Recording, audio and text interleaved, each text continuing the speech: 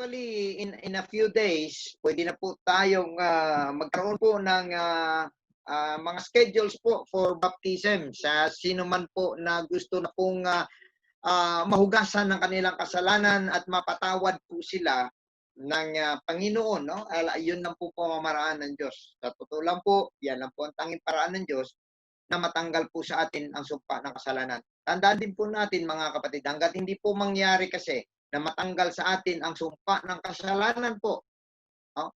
Yung nanggaling pa mula pa kay Adan at saka kay Eva hanggang po sa ating mga ginawa, pag hindi po ito matanggal, ito po ay makakahadlang sa atin na makapasok sa kaharian ng Diyos. So, dahil wala naman pong taong kayang magbago ng kanyang sarili, sa totoo lang, wala naman po talaga, no?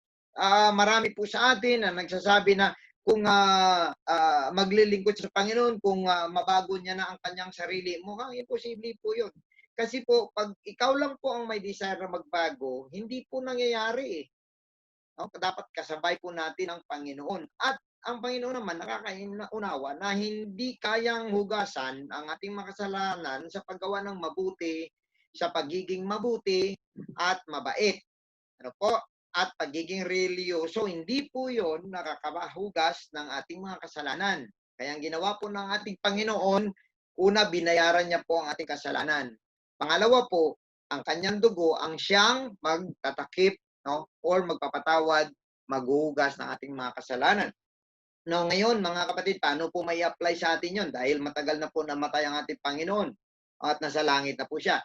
Magaganap lang po yan sa atin kung ayon sa ating Panginoon ay magsisi po tayo ng ating mga kasalanan, magpabautismo sa pangalan ni Kristo Jesus. Para sa ano? Para sa kahugasan ng ating mga kasalanan. At pangatlo, dapat po matanggap po natin ang banal na Espiritu. Bakit? Kasi ang banal na Espiritu tutulong po sa ating pagbabago. Pangalawa, yan po ay magpapalit ng ating katawan mula sa mortal, papunta sa immortal, mula sa corruptible, papunta sa incorruptible, pagdating po ng ating Panginoon. Kasi po ang laman at dugo hindi po makapasok sa langit. Ang makasalanan hindi rin po makapasok sa langit. So paano po tayo maging righteous? Through the baptism in the name of Jesus Christ. Paano po tayo makapasok sa langit? Dahil laman at dugo po tayo. Through the Holy Ghost. Ayan. So, ang Holy Ghost po matatanggap natin kung tayo magsamba. Kung kayo po ngayon ay pilitin po ninyo ang inyong mga sarili na magsamba sa Panginoon ngayon. Kung pilitin nyo po, alam po natin laban po ito eh. Laban. Ang bawat pagtitipon natin, bawat pagsamba, laban po ito. Kailangan manaig ang ating Panginoon. Mananaig lang ang Panginoon natin kung tayo ay pumili na ang Panginoon ang manaig ngayong araw. At yan po ay mangyayari kung tayo po ay makapagsamba ngayong araw, makalapit ng ating mga puso sa Diyos at matanggap natin ang presensya ng ating Panginoon. So to those who want to be baptized in the name of Jesus Christ, sa amin po mga bisita at mga baka maaabot ng Facebook Live po na ito. Kasi ito ay pag na-upload na po ay marami din naman po nakakapanood. Just message us and iset po natin ang schedule at pwede naman na po ngayon ang pumunta sa church basta 10 lang. Ibig sabihin konti lang. So in the next weeks probably ay makakapag-hold services na po tayo. Hinahanda lang po natin ang ating lugar, lalong-lalo na po ang ating internet connection sa lugar na yon at siyempre marami pong trabaho, i-disinfect pa po yung lugar before and after, no? May mga alcohol dapat, may mga hugasan dapat, no, ng kamay, and at the same time ay nakamask lahat. So anyway, mga kapatid, ay mga pangyayari ngayon ay napaka masalimuot, alam po natin. Gayunpaman mga kapatid, sa kahit ano pa mang sitwasyon ngayon, isa lang ang nais ng Diyos, ang magpatuloy po tayo, ang manaig po tayo, ang manalo tayo sa laban na ito, ang makabinipisyo ang mga pinili ng Diyos sa mga sitwasyon na hindi maganda. Ito po ang isang magandang bagay dahil gustong-gusto po talaga ng ating Panginoon na tayong lahat po ay tumubo, tumibay, lumakas. Yan po ang gusto ng ating Panginoon. So ito pong mga pagsubok, hindi po yan nakadesinyo para humina po tayo. Nakadesinyo po yan para tumibay tayo. Yun po ang inyong pakatandaan. No? Sabi pa nga nila, yung nabanggit ko nga kanina, di po ba? So, kailangan natin magiging malakas mag-training, pero hindi po basta-basta ang training. Masakit po. At yan po ay nakakapagod, mga kapatid. Gayunpaman, sa sinasabi nga po natin, everybody wants success. Everybody wants to grow up. But growing up and success has price. Has a price. It always has a cost, mga kapatid. And dapat po na ready po tayo, no? Kung ikayo po ay hindi na po nakontento sa pagiging mediocre or kung ano lang ang meron, dapat po ay meron po tayong mga pagsisikap. Now, being as a church, as an individual, in the family, or in an organization, lahat po tayo dapat ay meron pong ginagawa para po sa ating mga pagtubo. So, last week po, ay atin pong napag-aralan ang tungkol po sa utos ng Panginoon to go forward. Now, the command of God, which is amazing, madali naman po talaga lahat naman ng sundalo or kaya yung mga tao sinasabi lagi, sige, abante lang, diretso lang, no? Pero ang pinakamasaklap po kasi sa situation na ating po napag-aralan nung last Sunday, ay God is commanding them to go forward, pero wala po sila mapupuntahan kung tutusin. No? May dagat, may Egyptians, may Philistinians, may wilderness. Saan nga pupunta? Ano po? Pero ito pong principle ng Diyos eh. If you think you have no any solution, then try to look at God at meron po siya. Pag sinabi niyang go forward, just go forward. He will just arrange the way. Sabi pa nga ng kanta, God will make a way when there seems to be no way. So, mga kapatid, ang pangalawa po na bahagi na aking dadalhin po sa inyo, pinag-aralan po natin ang mga lessons na ating pong nakikita nung sa unang bahagi na tayo po ay magpatuloy, go forward. Ngayon naman po, pag-aaralan po natin ang mga kalaban ng pagtubo o paglago. Enemies of growth, enemies of success, mga kapatid. Kasi gusto ng Diyos ang growth, gusto ng Diyos ang success, lahat din tayo gusto rin natin ang success, kaya lang may mga enemies ito na nandyan lang po sa tabi-tabi. Nandyan nga po minsan sa kaloob-looban natin. Ano po? Kaya po ngayong umaga sa pamamagitan pa rin po ng patuloy natin na pag-aaral sa bahagi po na ito. Ang part 2 po na ito ay akin pong isi-share po sa inyo, mga kapatid, tungkol naman po ito sa mga humahadlang sa atin pong paglago. Praise the Lord. All right. Going forward is God's command, but this time, the enemies of going forward, the enemies of growth, the enemies of success. Napakaganda nito, mga kapatid, dahil ang principles po na mga po ako, kasi nung pinag-aralan ko po ito per se on what the Bible tells and the reactions of the Israelites to their situation. And nung mag-research po ako, kapareha po ng mga sinasuggest at sinasabi ng mga business guru sa negosyo, sa organization, sa mga churches, lahat po nakikita ko po na pare-pareha po ang almost principle. Now, marami naman po medyo binigyan na po ng detalye, pero ang principle po ay the same. Kaya po kung pakinggan po natin at pag-aralan po ito, ma-apply po natin ito sa atin pong mga sarili unang-una, ma-apply po natin sa ating mga trabaho, ma-apply po natin sa ating mga negosyo, ma-apply po natin sa ating church, at ma-apply din po natin sa kung saan man kayo nabilong ng mga community organization. Mga kapatid, pagandaan po natin at ngayong umaga, ito po ang ating pag-aralan, ang part 2 ng going forward is God's command. Kasi po kahit ano pong forward ng forward natin, kung hindi naman po tayo makakasurvive o kaya maka-overcome sa mga kalaban po nito ng paglago, ay wala pong silbi ang lahat ng ating pong pagsisikap. Alright, now, ang ating pong text ngayon ay Exodus chapter 14, verse 9 to 13. Ang ating pong pag-usapan, mga kalaban or enemies of growth or success. Right? So, are you satisfied within the box? Ito po. Basahin po natin. Exodus 14, verse 9 to 13. But the Egyptians pursued after them all the horses and chariots of Pharaoh, and his horsemen and his army, and overtook them, encamping by the sea, beside Pihahiroth, before Baal-zephon.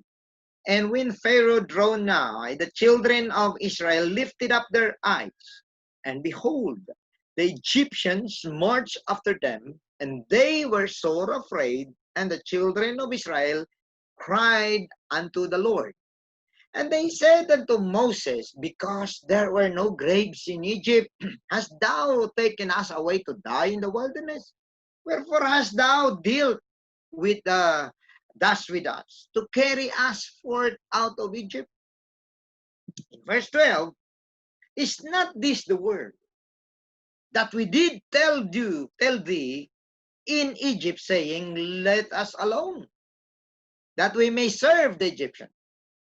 For it had been better for us to serve the Egyptians than that we should die in the wilderness. 13.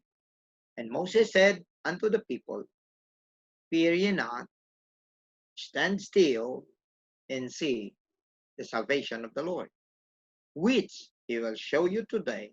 For the Egyptians whom ye have seen today, ye shall see them again no more forever. Praise the Lord. Bigyan po muna natin ng kunting panahon po na hingin sa Panginoon ang kanyang kaalaman at maging ang kanyang presensya, anointing po sa bawat isa po sa atin ngayong umaga. As we bow our heads, join with me.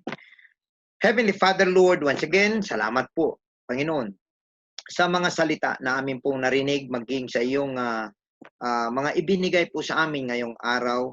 Lord, dinadalangin ko na ikaw magpapala sa bawat isa na nakikinig, nanonood, Facebook Live man o sa Zoom, mga kapatiran, Panginoon, bawat pamilya, mga leaders po namin, maging sa aming bawat bisita. Sa araw na ito, Panginoon, ikaw ang Diyos na nakakaalam sa kanilang mga puso at kaisipan. Sabayan mo sila, Panginoon, bisitahan mo sila ngayon din, at kausapin mo, Panginoon, ang bawat isa sa amin. Basbasan mo, Panginoon, as you anoint every listeners today, every heart and mind today. Anoint it, O Lord, to receive the word, O God, and let it grow in their hearts. Lord, anoint also thy servant as we deliver the word in Jesus' name. Amen. God bless you. And today, binalikan ko lang po ng konti ang isang bahagi. Sinasabi ko nga po sa inyo, nung last time, part 2 po ito. Now, dito naman ay mag-focus po tayo. Siyempre gusto po natin na mag-improve. Tama po ba? Lahat po.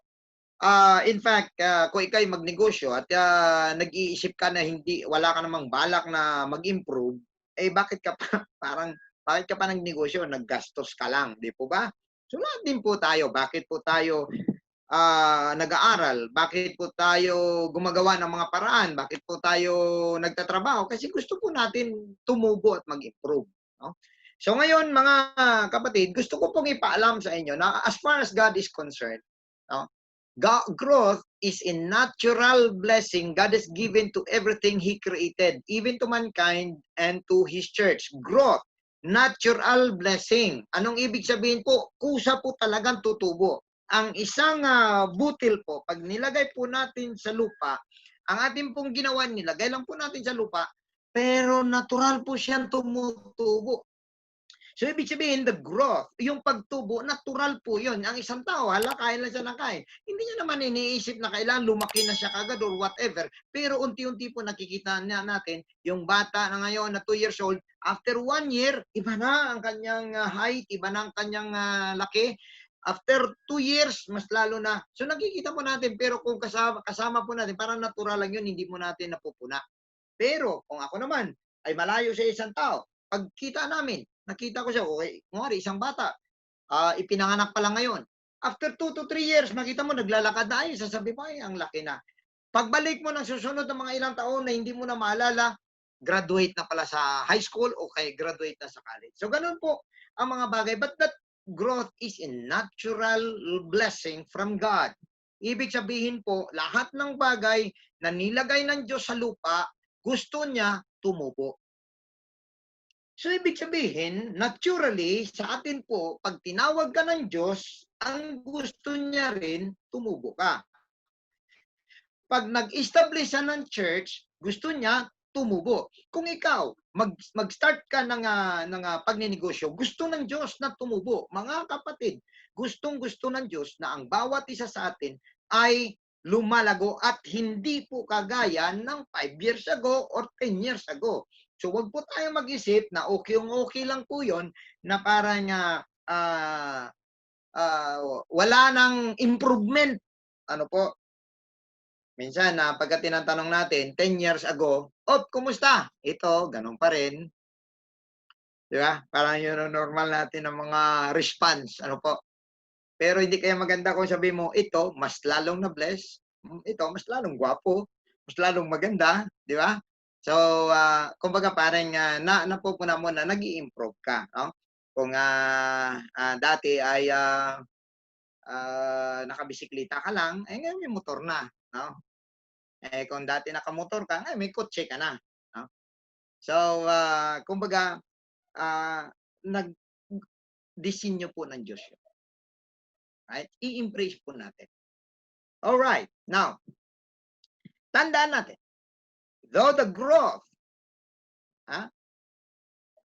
though it should naturally come, growth and success has also natural enemies.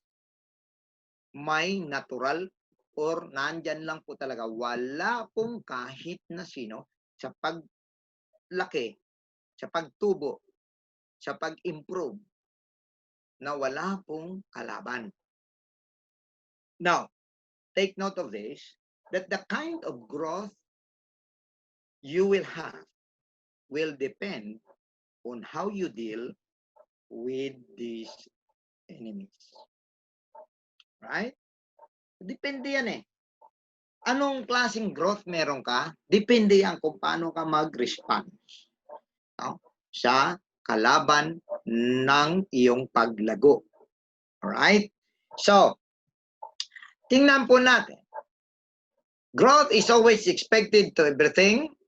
Sa hayop, sa tanim, sa puno, mga isda, whatever. Expected na po dapat ang paglago. Expected po yun. It is also expected to every individual. Bawat isa po sa atin. Every family. Every group. Every company. Every church. Lalong-lalo na. So lahat po dapat ng mga bagay na ito, dapat tumutubo ito.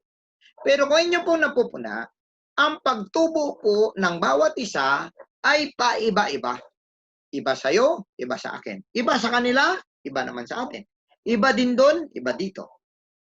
Bakit nga po ba?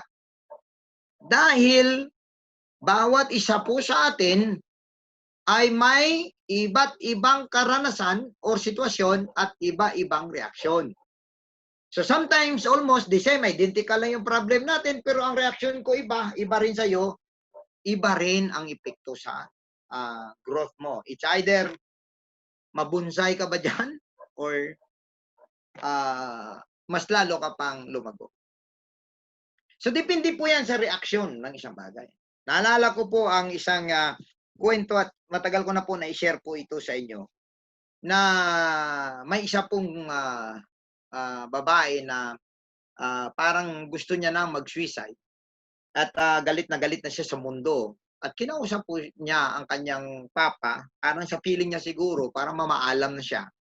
Dahil galit na galit siya, no? Parang ang buong mundo kalaban na po niya. Dahil sa dami ng kanyang pinagdadaanan, Parang wala siyang may maisip na solusyon. Ang ginawa ng kanyang papa, sabi niya, wala akong may masabi sa'yo, may gagawin lang tayo. So, ang ginawa ng kanyang papa ay binuksan niya naghanda siya ng 3 lutuan.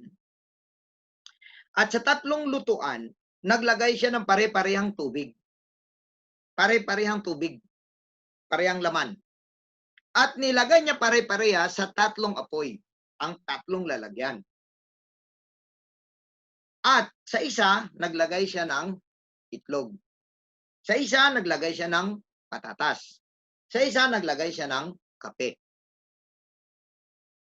Nung matapos po ang naluto na, nagtaka yung anak. Sabi niya, bakit daddy? Ano bang, ano? Sabi niya, hintayin natin maluto. Nung maluto at matapos na nga ang lahat,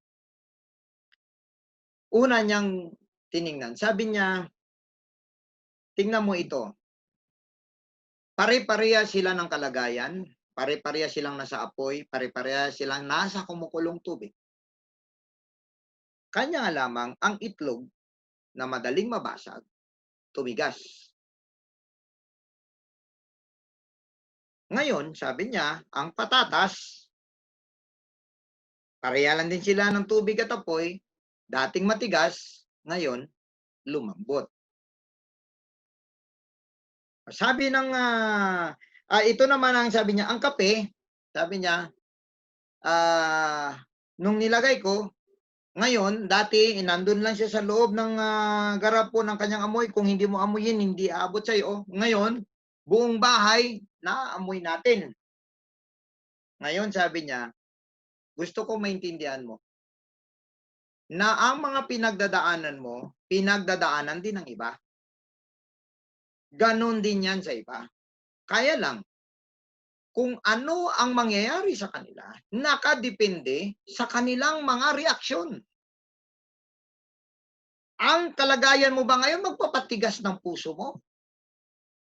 Ang pinagdadaanan mo ba magkakaroon ka ng tigas ng puso na hindi na makaramdam ng kahit na anong awa or whatever? Or ang dating matigas na puso mo ngayon dahil sa karanasan mo, dahil sa mga pinagdadaanan mo, ay lumambot.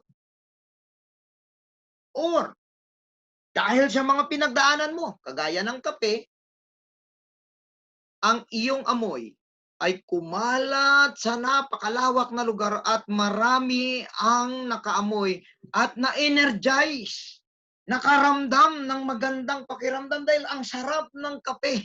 Ang sarap gumising kapag may kape, mga kapatid. So sa atin po ganun din. Ang mga kalagayan pare-pareha pero depende sa reaksyon mo. Magpapatigas ka ba ng puso mo or magpapalambot? Pero may isa pang mas maganda, na ang mga pinagdadaanan mo maging blessing sa lahat. Maging blessing sa bawat isa. That means ikaw, anuman ang iyong karanasan, hallelujah, pwede mong ma-share sa bawat isa, magiging testimony. Ang aking pinagdaanan ay ganito, testimony sa iba, mga kapatid. At ang iba na wala ng lakas, ma-energize sila, makaramdam sila ng panibagong pag-asa sa kanilang mga buhay. Mga kapatid, ganon din po yan ang ating growth. It depends on how we react on this situation. Now, tingnan po natin, balikan po natin ang Exodus chapter 14. Na kahit kasama nila ang pinaka makapangyarihang Diyos, kahit sabihin pa natin nakita ng kanilang mga mata, bare eye, right in their eyes, nakita nila ang 10 mga bagay at himala na ginawa ng Diyos. Ang tubig nagiging dugo, nagkaroon ng mga pestilence, nagkaroon ng kamatay, nagkaroon ng boils, at sila lang ang wala. Egyptians meron, sila wala. Ang langaw sa mga Egyptians, sa kanila wala. Ang palaka hanggang sa palasyo ng Paraon, sa kanila wala. Nakita nila. Pero mga kapatid, Napakaraming mga oportunidad at mga magaganda ba, great things and opportunities were wasted by Israel because they are instead consumed by their enemies. The enemies of their growth and success as the people of God or the nation of God. Nakonsumo sila. Now take note of this, brethren. Why I would like to share this to you? Because the enemies they face were the same enemies that we are facing in different phase lang. Iba-ibang anyo, iba-ibang lugar. But the same enemies we are facing in every day. And we will be facing them in order to grow and succeed. So, let's take some lessons from them and let's know the enemies of our growth and success. Number 1, external forces against you. Sabi ng Exodus chapter 14 verse 9, the Egyptians pursued after them all the horses and chariots of Pharaoh and his horsemen and his army and overtook them, encamping by the sea beside Pihahiroth before Baal-zephon. Now, external forces you cannot avoid. Hindi mo pwedeng sabihin sa mga tao, ay, huwag niyo akong kalabanin, ay, huwag niyo akong... Hindi. Kasi whether you like it or not, kung gusto nilang gawin yon, gawin pa rin talaga nila. Ito mga dapat tandaan, mga kapatid.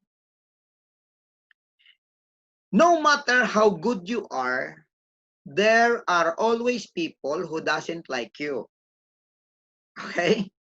So kahit gaano ka kaganda, gaano ka kapogi, gaano ka kabuti, gaano ka kabait, meron talagang ayaw sa'yo. Napunan nyo ba na may mga kanya-kanyang, lalo na mga kabataan ngayon, mga young people, may mga kanya-kanya silang paborito ng mga artista. Lahat naman ng artista, maliban sa mga komedyante, mga gwapo naman Di po ba? Ang hindi lang gwapo, yung mga komedyante, mga extra, mga bugbugin, yun na po yung mga hindi gwapo dyan. Pero lahat ng mga artista, ang gwapo, pero bakit? Ang isa gusto niya si ganito, ang isa gusto niya si ganyan. Di po ba? Ibig sabihin po, kahit gaano ka kagwapo, may ayaw sa'yo. Gaano ka kaganda, may ayaw sa'yo. Tanggapin mo yan. Tanggapin natin yan, mga kapatid. Na whether we like it or not, whether we are good or not, there are people who doesn't like you and they hate to see you improving and blessed. At alam niyo po ba ngayon, mga kapatid, na ang Facebook ay isa sa mga pinagmulan ng anxiety at depression? Maniwala po kayo sa hindi, yung sinasabi ng Facebook na socialization, social media, mali po ang epekto sa tao. Nagiging epekto po ito ng kanilang mga anxiety at worries. Alam niyo kung bakit? Kasi ang iba, nakita nila na ang kanilang mga kalaban nag-i-improve. Kaya galit na galit sila. Naku, galit na galit ako, nag-i-improve sila. Kaya may anxiety. Yung iba naman, mga kapatid, gustong magpasikat, post ng post, ang problem, walang may nag-like. Another anxiety na naman, depression na naman. Mabuti sila, yung iba nila-like, ako hindi. Ang Facebook po hindi na rin maganda. Sana may bahagi po siyang maganda. Kasi nalalaman po, lalo na sa mga churches, it's okay din. Kaya lang mga kapatid, nagiging gateway din po yun ng mga hindi magandang pag-iisip. Now, ngayon, ito pang pangalawa. Even if you stay away from these people, they would love to make ways to stop you and possible to destroy you. So may mga tao talaga na gusto nila na masira ka. May mga tao talaga na gusto nila tumigil ka. No. So, hindi mo yan ma-avoid eh. Alangan naman na anong gagawin mo sa kanila dyan para madiktahan ng utak nila, di po ba? Hindi mo ma-avoid yun. So, kagaya po ni Pharaoh, number 3, na tinipon niya po ang lahat ng kanyang mga forces, lahat ng kanyang mga arsenal, mga kapatid, to go after Israel. Ganon din po yan sa mga magiging kalaban po ng church, ng individual, ng family, ng organization, ng negosyo. Gawin rin po nila yan para makakumbinsi ng mga tao para na yun ang mag-hurt sa'yo. So may mga taong wais, para hindi po sila ang mapulaan, para hindi po sila ang matamaan, ang iba ang gagamitin nila. So they will ignite other people, and when these people also kakagat din sa kanilang mga pamamaraan, yun na po ang magiging problema. Kasi iba po ang nagdadala ng away, sila naman ang nagdidisenyo. Yun. So, mga kapatid, ang reaction po natin sa atin pong mga sitwasyon, nakadepende po sa atin at nakadepende din po dyan ang atin pong success. So mga minamahal, dahil alam natin na hindi naman natin talaga maiwasan ang mga taong ito or ang mga sitwasyon na ito or mga circumstances. Kagaya sa negosyo, pwede mo bang mapigilan ang COVID-19? Pwede mo bang sasabihin na hindi ka maapektuhan? Sa pandemic na ito, merong nag-improve, meron din namang hindi. Siyempre marami ang hindi. Pero wala kang magawa dyan eh. You just need to react accordingly. Right? So, kung sa atin pa mga kapatid, may mga bagay na hindi na po natin kaya, may mga bagay na hindi na po natin saklaw, ano po ang maganda? Ito po ang aking solusyon na ibigay po sa inyo. Ang encouragement mula po sa Diyos. Ang sabi po ng Exodus 14:14, the Lord shall fight for you and ye shall hold your peace. Wow. The Lord shall fight for you and you shall hold your peace. Ibig sabihin, mga minamahal, kung tayo po'y naglilingkod sa Diyos, itong pasalamatan natin, merong makikipaglaban para sa atin na hindi mo na kailangan mapagod. If things doesn't go right, negosyo mo pabagsak, trabaho mo parang mawawala, family mo may problema, anak mo, kahit sarili mo, or may sakit ka, o whatever na meron ka ngayon na kabigatan, tandaan po natin, just relax for a moment and look unto God and see how God will fight for you. Bakit kailangan i-remind dito sa Israel? Kasi nakakalimutan nila makapangyarihan ng Diyos nila. Ilang linggo pa lang yun, mga kapatid. Ilang araw. Hindi nga linggo eh. Ilang araw pala nakalipas, nakita nila kung paano nagpahayag ang Diyos ng kanyang kapangyarihan, nakakalimot, kaya muli ni-remind sila, the Lord shall fight for you. Anong sabi ng Isaiah 54:17? No weapon that is formed against you shall prosper. And every tongue that shall rise against you in judgment, thou shalt condemn. So, ibig sabihin, mga kapatid, kung may mga tao nagbabalak ng masama sa'yo, they will not prosper. Kung may mga dila na nagsasabi ng against sa'yo at ng mga kung ano-anong klaseng mga lalaban sa'yo, in judgment, you shall condemn them. Ito, maganda. Sabi ng Panginoon, this is the heritage of the servants of the Lord. Mga pamana sa mga naglilingkod sa Diyos, sa mga alagad ng Panginoon. No? And their righteousness is of me, said the Lord. So ito ibig sabihin, mga kapatid, kapag tayo po ay naglilingkod sa Panginoon, At ang ating pong katuwiran ay katuwiran ng Diyos. Ang mga bagay na ito ay magmamana or mamanahin natin. So, hindi po ba napakaganda? Of course, hindi po ito verses na nagsasabi na ikaw po ay magtamad or wala nang gagawin. Hindi po.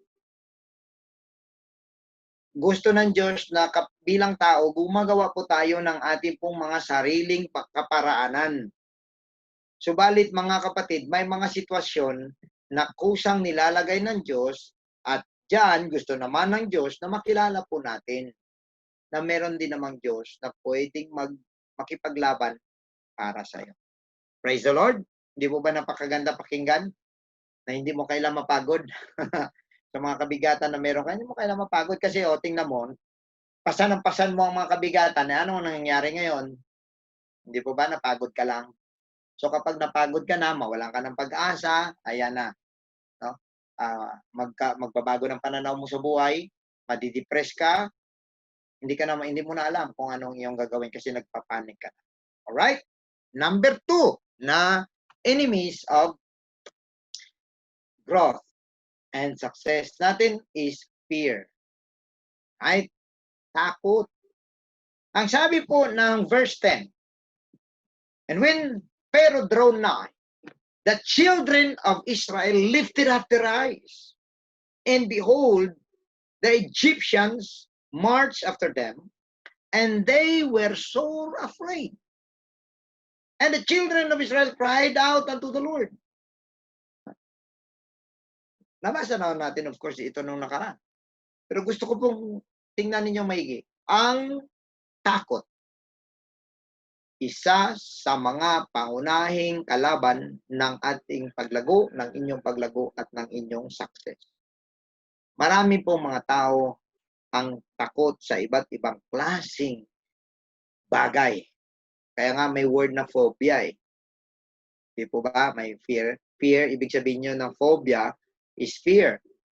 So, ibig sabihin, kung meron kang claustrophobia, ibig sabihin, takot ka sa maraming tao. Minsan, kapagtataka, may taong takot sa dilim. May taong ang laki-laki ng katawan, pag pinatay mo ang ilaw, tatakbo, sisigaw. May fear sa ipis.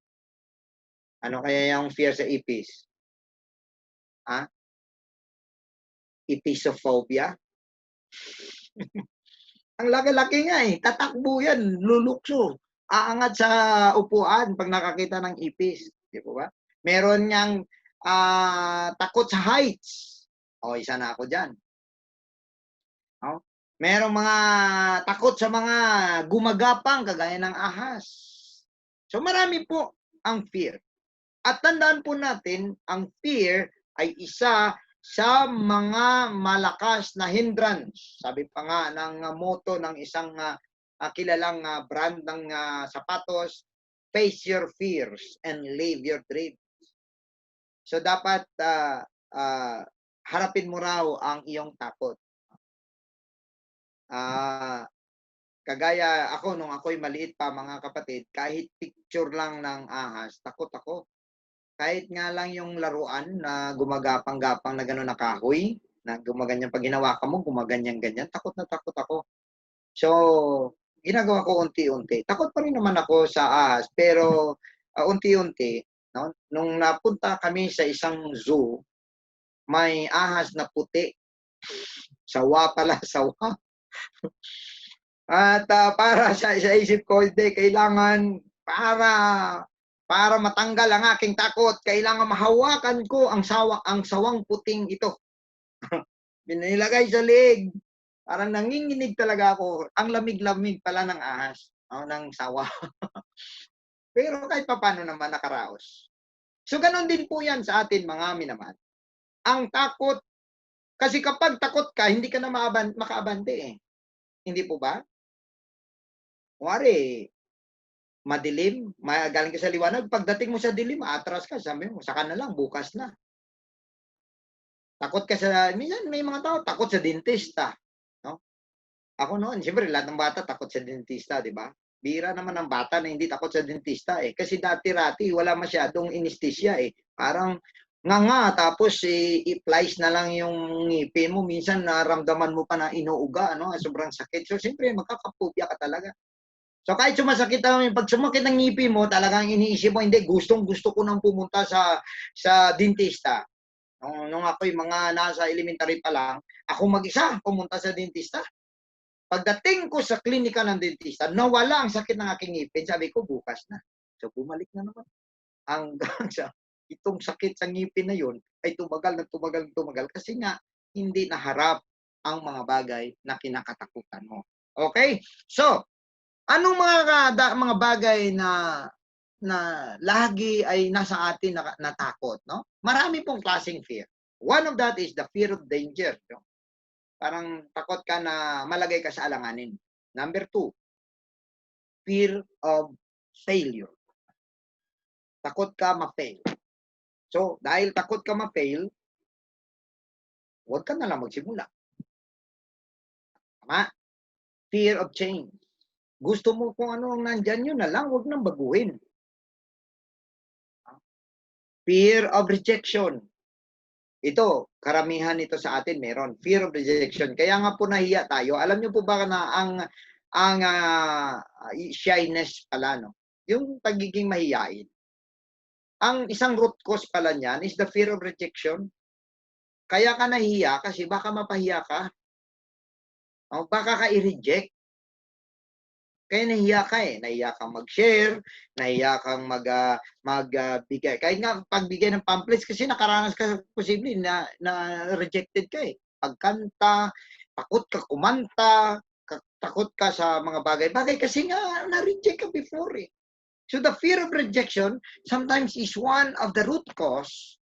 Kaya mas pinili na lang natin na wala na tayong gagawin kasi baka ma-reject lang tayo, baka sasabihin niya ganito, kaya baka magalit si ganito. Ayan. Right? Fear of incapability.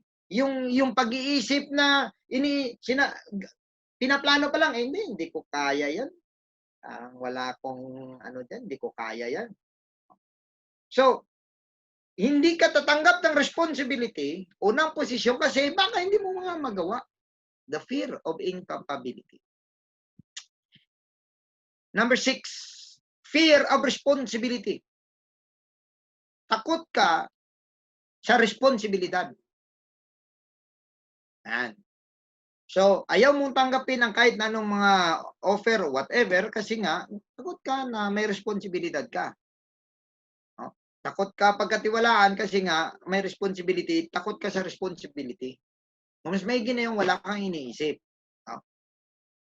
Number 7, fear of uncertainties. Parang takot ka kung anong mangyayari. Parang hindi ka mapakali ano kayong mangyayari. Parang may takot ka sa pwedeng mangyari lagi, no? Na hindi sigurado. So pupunta ka sa isang lugar dahil hindi mo alam kung paano pumunta, takot kang pumunta doon. Kunwari, mag-abroad ka. May mga taong ayaw mag-abroad kasi parang takot silang baka anong mangyari doon. Those are fear of uncertainties. So, takot silang mag-proceed sa mga kurso nila kasi baka hindi nila makaya, masayang lang yung pera. Di ba? Ang dami po niyan eh, na klase ng fear. At meron din pong fear of losing. Ibig sabihin, takot kang mawala si ganito, takot ka sa ganyan, kaya i-sacrifice mo na lang ang lahat kasi takot kang iwanan ni ganito, kaya takot mong iwanan si ganito, or ang ganitong bagay, o ganitong buhay, takot ka. Yan. Yan po ang ibig sabihin. Mga kapatid, you have the fear of losing your job, losing your relationship, losing your everything. Takot ka. Takot kang mawala yung anak mo, takot kang mawala yung magulang mo, takot kang mawala ang kapatid mo, takot kang mawala ang minamahal mo. Ang dami. Now, those are the fear of losing. That is why ang iyong mga desisyon naapektuhan, imbis na umabanti ka doon, hindi na lang kasi, malay mo, baka mawala mo ang mga ganitong mga bagay. Number 9, fear of incomfort. Takot ka na baka hindi magiging maganda ang buhay doon. Baka puro lang hirap ang danasin mo doon. Baka puro na lang kabigatan doon. So, at least dito, hindi man kaganda ng buhay, pero komportable naman ako. At, meron pa, yung et cetera na ito. Yung naalala ko, makita mo to lagi sa expressway. Electronic toll collection. Pero itong et cetera, sobrang dami. Ang dami pa kasi pag ilagay ko dito, hindi na magkasya. Gayon pa man, maaring meron po tayo nito. Tanungin mo ngayon ang iyong sarili, mga kapatid. Anong kinakatakutan mo? Diba? Anong kinakatakutan mo na pumipigil para mag-improve ka? Ito ngayon, ibibigay ko sa inyo ang isang encouragement. Ang sabi po ng Diyos, and Moses said unto the people, fear ye not, stand still, and see the salvation of the Lord. Ang sabi ni Moses sa mga tao, huwag kayong matakot. Sige, tumayo lang kayo dyan. Tingnan lang ninyo ang kaligtasan na ibibigay ng Diyos, which He will show you today.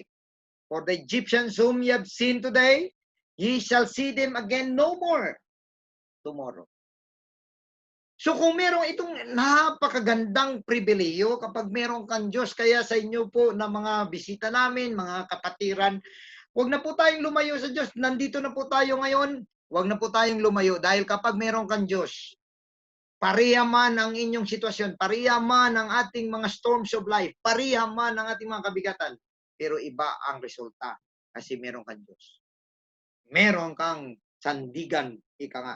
Meron kang kinakapitan, mga kapatid. Wow. Hindi mo ba? Iba yung alam mo nang gawin ko nga paano, pero iba rin yung katabi mo. Daddy mo, di ba? Mami mo. So, ibig sabihin, kung nandun ang Diyos katabi mo, may hinahawakan ka. Ano man ang mangyari, alam mo, hindi ka niya pababayaan. Isa pang aking maibigay sa inyo, ang sinulat ni Haring David sa Psalms 23. Ito na may sikat na verses. Ano po? Verse 1, sabi nga rito, the Psalm of David, the Lord is my shepherd, I shall not want. So ito po ang gusto ko po nga mailagay sa ating puso at kaisipan. The Lord is my shepherd. Yan.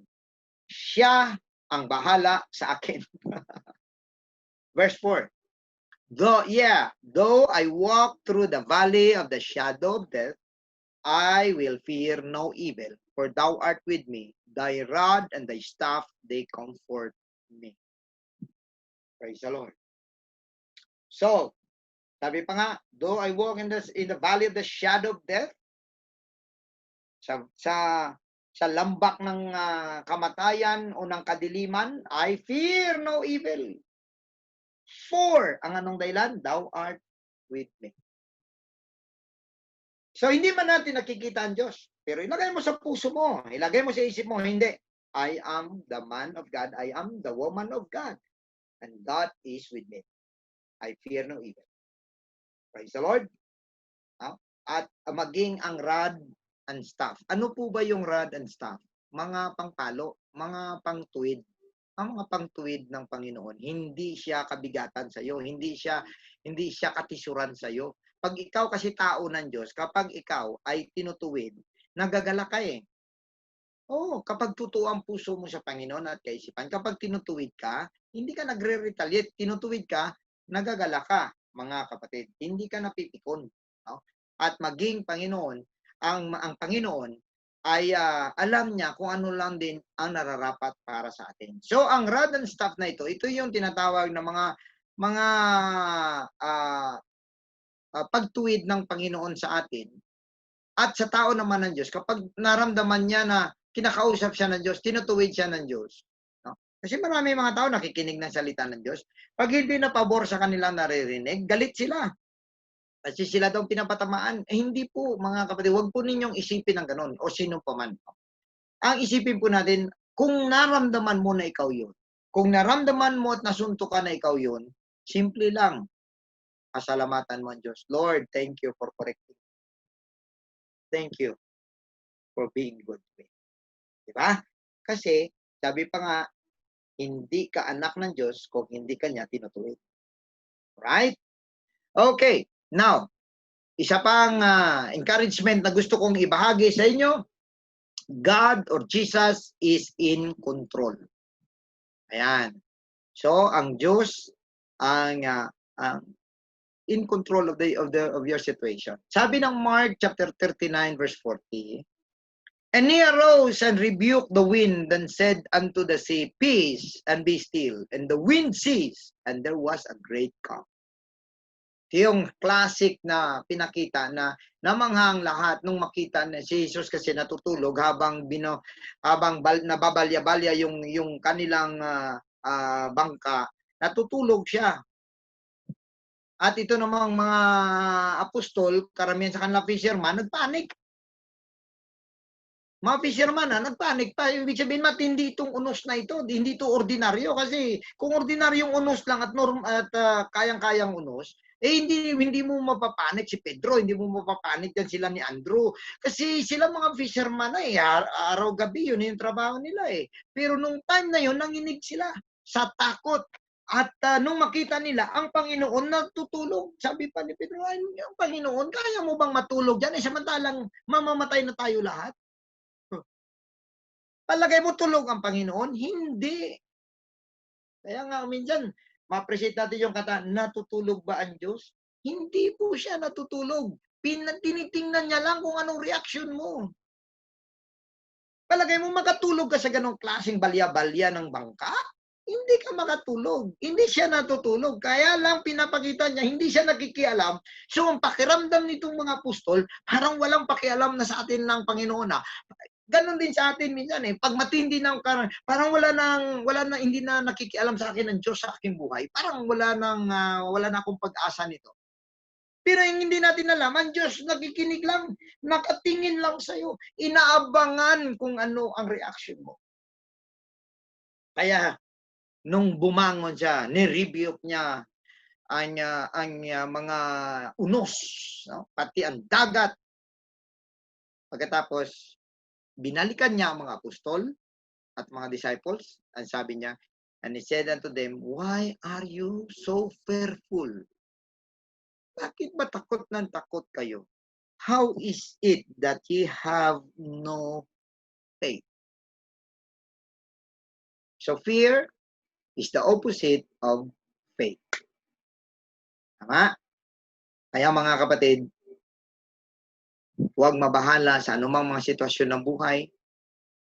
Ang Diyos ay kasama po natin. Kung palagay mo natutulog siya, palagay mo hindi siya hindi po totoo yan. Dahil ang katotohanan, minamatyagan tayo ng Diyos. Minamatyagan ka lang ng Panginoon. How will you react on the situation of your life? Praise the Lord. So, pangatlo po, distractions. Kasama po dito mga critics, mga complainers, etc. May magdi-distract talaga sa mga ginagawa mo, lalo na sa Panginoon.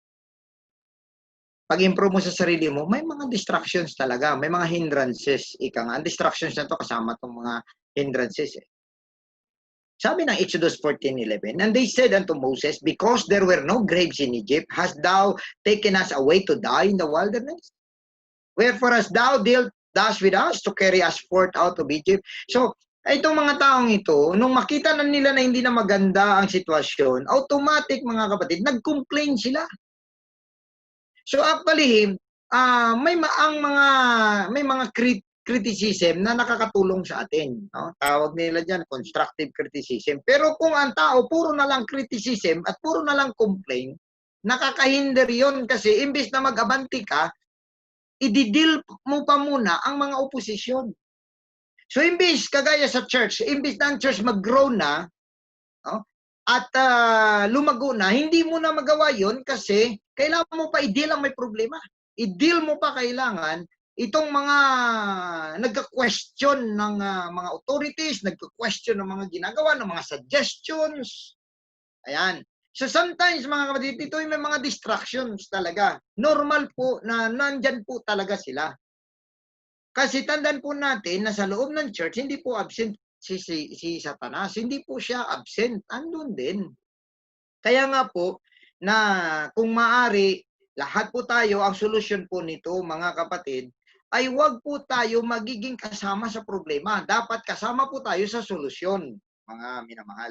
So, hindi ibig sabihin na hindi ka na pwedeng mag-criticize or kundi ipahayag mo ang mga bagay-bagay, natural lang po yun. Pero kung wala ka nang nakikita, kundi mag-criticize at mag-comment at mag-complain, hindi na rin maganda. Tama? So instead na kung ikaw ay pangit ang ganito gawin mo lang, hindi, pagandahin natin. Ito, gawin natin. O di ba napakaganda? No? Kung bawat isa sa atin ay magiging katuwang. Kaya po mga kapatid, ang gawin na lang po natin sa mga bagay na ito, yung mga criticism na yan, gawin na lang natin constructive. O ikaw, makikinig ka, criticism, ay, pangit-pangit mo magkanta. Bakit ang pangit ng boses mo? Okay lang yun. Gawin mo na lang na encouragement para matrain mo pa ang iyong pagkanta o ang iyong mga weaknesses. Lalong-lalo na sa pag-awit or whatever. So, whatever it is, brethren, critics and complainers are just right there, but they are distractions. They distract your growth. Yan. So, the fourth is the culture of blame. Yung mga taong mahilig mangsisi dahil si ganito, dahil si ganyan. Okay. Exodus 14 verse 12 in first part, it says here, is not this the word that we did tell thee in Egypt, saying, let us alone that we may serve the Egyptians? Sabi nila, di ba? Ito na yung sabi ko. Di ba? Sabi sa iyo Sabi sa iyo Ito kasi. Diba? Culture of blame.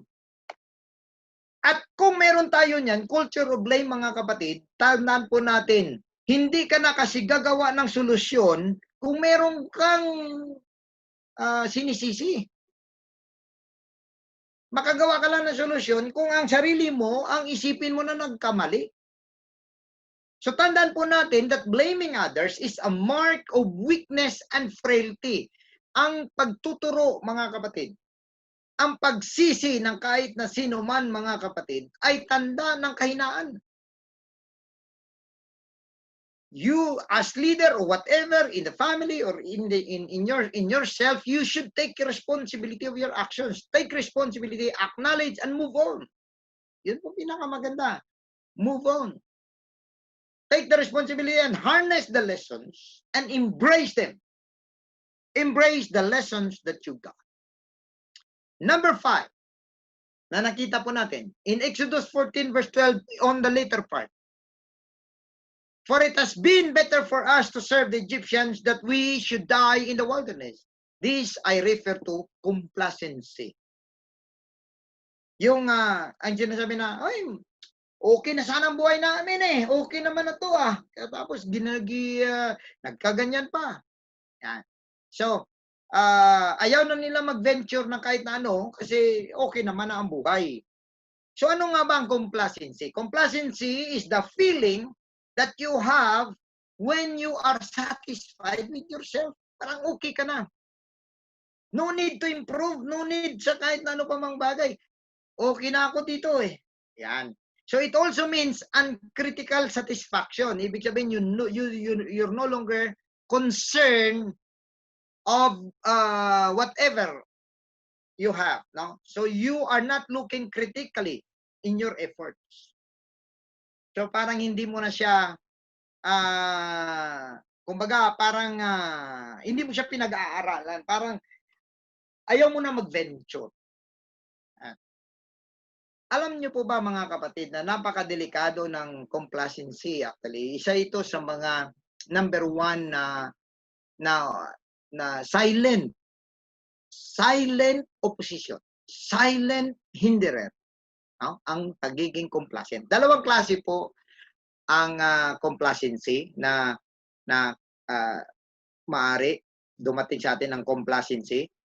Yung ano na tayo, kampante na tayo, okay na tayo. Number 1 is complacency that's driven by success. Ibig sabihin, nakagawa ka na ng isang success, so you sometimes in our current success kasi, we keep on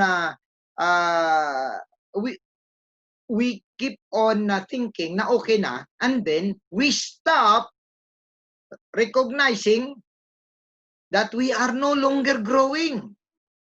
Oy, magiging guilty po tayo lahat, di po ba?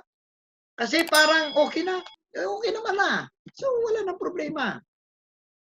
If we're no longer growing, our vision for the future starts to get a little fuzzy. So kapag hindi na po nag-i-improve ang mga bagay-bagay, kasi okay, ang success nga na nagawa mo sometimes, yun po ang nangyayari na nagiging dahilan, na nagiging complacent ka. Ibig sabihin, nagiging kampante ka na lang.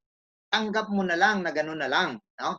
So sometimes, our current success keeps us from recognizing we are no longer growing. Mahalaga po ito na makita natin, oops, mukhang hindi na ako nag-i-improve. Oops, mukhang hindi na nag-grow ang aming church. Oops, parang hindi na nag-improve ang aking trabaho. Dapat po may recognition po tayo sa mga bagay na ito. Pangalawang klase ng complacency is that complacency that's driven by a lack of success. Yung kanina, yung complacency na okay ka na lang dyan, by having success. Kasi, ang ganda na, may mga nagawa ka na eh. No? Ang isa naman, wala ka na talaga magawa. So, parang complacent ka na lang. Kumbaga, parang kuyakoy ka na lang. No? So, in other times, a lack of success over a period of time can eventually discourage us from striving for improvement. Sabi natin, maybe I'll just stop trying, maybe I'll stop speaking up in meetings. Ito na lang, I'm so bad after all, where I'm not hindi naman masama ang aking mga nagawa, okay naman. So kung complacent ka na doon, no? Take note, mga leaders po natin, sa bawat isa po sa atin, mag-remind po tayo sa bawat isa that we need to improve. Your small group should improve. Your department should improve. Your talent should improve. Your skills should improve. Bawat isa dapat mag-desire that we improve. Hindi po tayo manatili. So, take note of this. In both circumstances, complacency has a way of immobilizing us. Anong ibig sabihin? Itong pagiging kampante na okay na tayo, mga feeling okay na, mga kapatid, has a way na hindi po na po tayo umabante. Hindi na po tayo mag-improve. No? It keeps us from both personal and professional growth. Mga kapatid. No? So, two things to know. Number one, there are people who may know they're being complacent and those who do not. So, may dalawang klase ding tao. Ang isa, alam niya na complacent siya. Ang isa ay hindi niya alam na complacent na pala siya. So, mas maganda na yung complacent ka, pero alam mong complacent ka, at least medyo nakokonsensya ka sa isip mo na hindi ka nag-i-improve. Number two, complacency can creep up at any moment if we are not careful. Tandaan po natin, papasok yan sa atin at yan po ang magiging dahilan na parang wala na po tayo may magawa. So tingnan po natin as leaders, as individual in the church, hindi po tayo mga nonsense sa loob ng church. Tandaan po natin mga kapatid, tinawag tayo ng Diyos, may purpose tayo dyan. No? May alam ang Diyos na kaya mong gawin para sa kanyang gawain, para sa pag-improve ng kanyang church o ng kanyang or the body of Christ. So you can ask yourself, are you evolving as a leader, a boss, an employee, a husband, a wife, a father, a mother, a friend? Or are you constantly doing things that stretch you both intellectually and otherwise? Or you have turned on cruise control and are hoping for the best? Huwag parang pinabayaan mo na lang na okay, so be it na lang yan. Mga minamahal, tandaan po natin na dapat ang bawat isa sa atin ay meron pong mga pananaw. Dahil tandaan po natin, regardless of your situation, ito po ang inyong isipin. Regardless of your situation, take comfort in knowing this is normal occurrence for most people. Marami po sa atin nagiging complacent. There will be times where you feel like you're done growing. Parang, pagod na, parang okay na siguro to. Just know this will never truly be the case. Tandaan po natin na hindi naman po ibig sabihin na wala ka na talaga magawa. Kung ikaw na-assign bilang leader, alamin mo ano ang iyong purpose bilang isang leader. If you are a leader of a department, leader ka sa isang group, sabihin natin, leader ka sa music, leader ka sa Sunday school, leader ka sa Asher sa Nazareth, ano ang iniisip mo? Leader ka sa evangelism, ano ngayon? Are you growing? Are we growing? Kapag hindi, don't be discouraged. Kasi marami yan, lahat tayo may ganyan. Ang atin lamang gawin, mga kapatid, is to let us grow. Tumubo po tayo mentally, physically, emotionally. Kahit na yan ay nakakapagod, dapat i-develop natin ang ating mga sarili. Magbasa tayo, mag-research tayo, i-apply natin, mga kapatid. At huwag tayong matakot na ma-failure, no?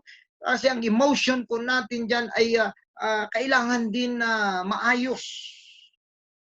Tandaan po natin, your efforts towards improvement would ever go in vain if you try to just improve. So, start by asking yourself about your purpose and your vision. Pang-anim po, nakalaban natin sa ating paglago ay ang ating sarili. Katamaran, doubts, self-doubt. Nagdududa ka sa sarili mo. Nagdududa ka kung kaya mo. No? Pride or ego. Ito, matindi ito. Pride or ego. Ang tao, mga kapatid, kahit sa atin, hindi ka mag-improve sa paglilingkod mo sa Panginoon. Una, kung tamad po tayo magbasa ng Bible. Kung tamad po tayo mag-pray. Kung tamad po tayo mag-worship. Kung tamad po tayo magpuri sa Panginoon. We will not grow. You will not grow.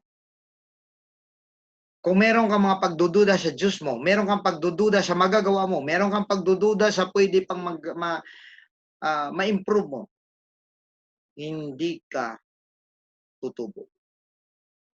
Kailangan you are confident in yourself. No, we will grow up.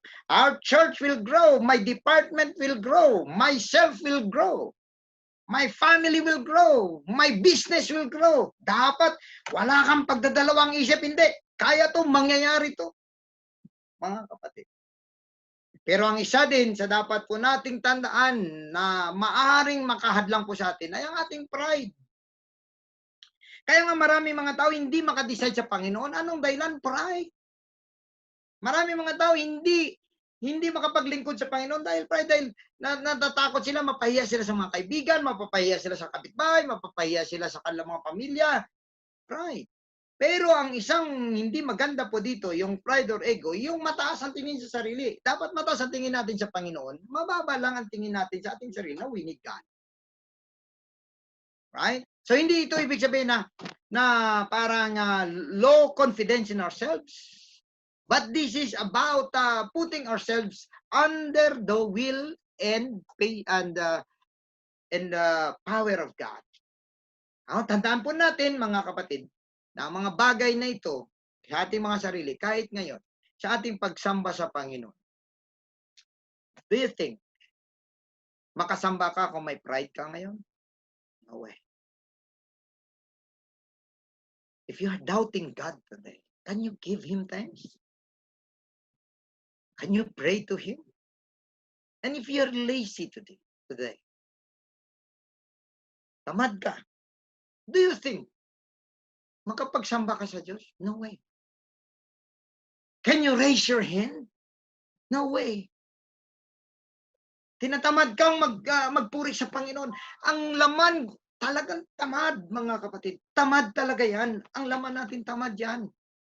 But what is in our mind and in our heart and in our desire, mga kapatid, yan po ang magbibigay sa atin ng lakas na gawin natin ang mga bagay para sa Panginoon. And that is why ang impatience natin ay makonquer po natin. Ang sabi po ng 2 Chronicles 7:14, paborito natin lahat po ito. If my people, which are called by my name, shall humble themselves and pray and seek my face and turn from their wicked way. Then, remember, will I hear from heaven and will forgive their sins and will heal their land. Anong gagawin natin ngayon, mga kapatid? Humble yourself before God. Pray. Ang prayer na ito tumutukoy din sa praises and worship. Worship God. Seek His face. Pwede ba natin gawin, mga kapatid, kahit sa ating mga pamamahay dyan, hanapin natin talagang presensya ng Diyos. Huwag kang bumitaw hanggat sa hindi mo maramdaman ang presensya ng Diyos. And of course, nakasama dyan, turn from wicked ways, sa mga masamang gawain. Then, anong sabi ng Panginoon? I will hear from heaven. Sobrang layo ng langit, pero naririnig ka ngayon ng Diyos. At itong maganda, namang kasalanan na meron ka ngayon, patawarin ng Diyos. Wow. At, meron man bang alat sa lugar mo, sa pamilya mo, sa negosyo mo, meron bang mga bagay na, mga misfortunes, mga bagay na hindi maganda na nangyayari sa iyo, nangyayari sa pamilya mo, nangyayari sa trabaho mo, nangyayari sa negosyo mo? If you do these ways, if you humble yourself, if you pray, if you seek God's face, and turn from wicked ways, then God will heal your land. He will heal you. He will listen to you. Hindi ba napakaganda, mga kapatid, that we have now the confidence. We have now the confidence that God is listening to us. Wow. Kunti man tayo ngayon. Ilan, kalat man tayo ngayon. Pero napakaganda malaman na katabi mo ang Diyos at nakikinig sa mga pagsamba mo sa Kanya. Kaya sa umagang ito, lumapit tayo sa Panginoon. Humble yourself before God. Humbleness is the start of conquering yourself. Diba? Kailangan manalo tayo sa ating mga sarili. Ang ating sarili nagsasabi, ayaw mo mag-worship, ayaw mo, hindi. Hindi ka mananalo ngayon. I will worship my God. I will praise my God. I will believe in my God today. Praise the Lord. Seek the mind of God. Hallelujah. Huwag nating hayaan na wala man lang may mangyari ngayong araw na ito sa iyong puso at kaisipan. Let the presence of God cover you today. Hallelujah.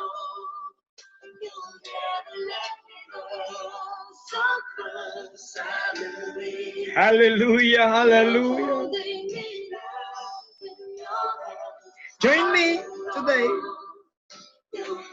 If you want to stand up right now, you may stand up and worship God. If you want to kneel down right now, kneel down and praise Him. Or you just remain sitting down and worshiping God. God can be worshipped in any position. God can be worshipped in any place. Today, just humble yourself. Remove the pride.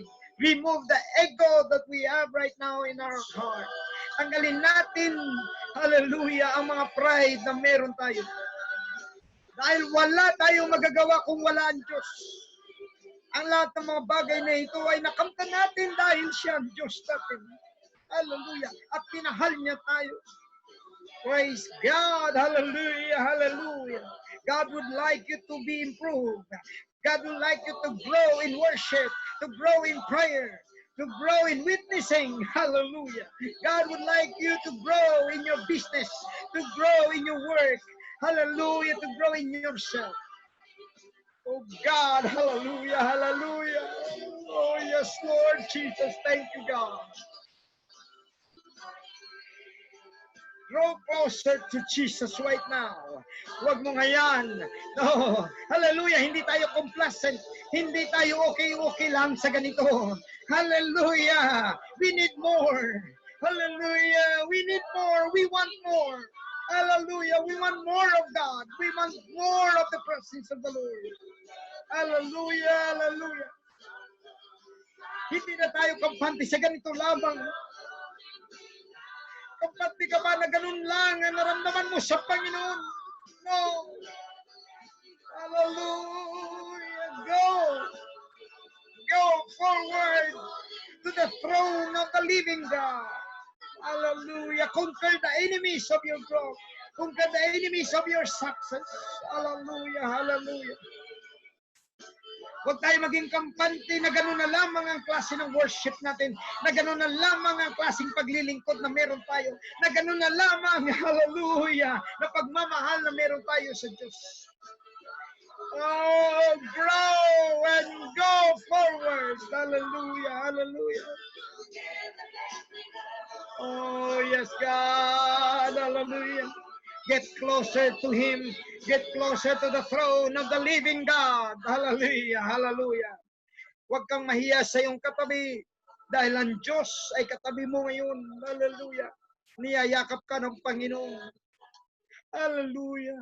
That in the great name of Jesus Christ right now, hallelujah, you will be blessed. You will be healed. Hallelujah. The windows of heaven will be open for you. If you have sickness right now, I rebuke it in Jesus' name.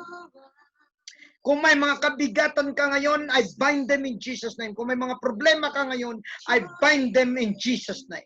Kung meron mga kahirapan, meron mga kabigatan, I bind them in Jesus' name. It cannot hurt you. Hallelujah. Kung meron mga masamang espiritu, mga masamang balak, ang mga masamang tao, I bind them in Jesus' name. We agree right now, the goodness of the Lord shall prevail in everyone. Because God wants us to go forward. He wants us to grow in our commitment to Him. To grow, hallelujah, whatever it takes. Mahirapan man tayo, mabigatan man tayo, hallelujah, mapagod man tayo. But it doesn't matter because we want to grow.